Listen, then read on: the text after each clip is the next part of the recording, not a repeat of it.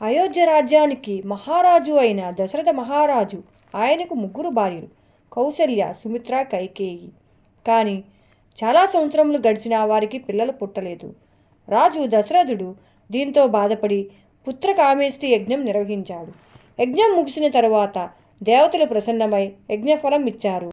ఆ ఫలం తిన్నాక కౌసల్యకు రాముడు, సుమిత్రకు లక్ష్మణుడు, శత్రుఘ్నుడు, కైకేయికి భరతుడు పుట్టారు. పెరిగే కొద్దీ రాముడు అందరి హృదయాల్లో మంచి పేరు సంపాదించాడు.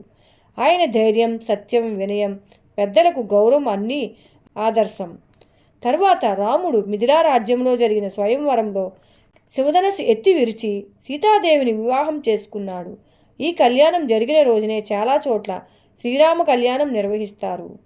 ప్రతి సంవత్సరం చైత్రశుద్ధ నవమి రోజున రాముడు పుట్టినరోజు శ్రీరామనవమిగాను జరుపుకుంటారు. ఈ రోజున ప్రజలు ఉపవాసం ఉండి పూజలు చేసి రాముని గుణాలను స్మరించుకుంటారు.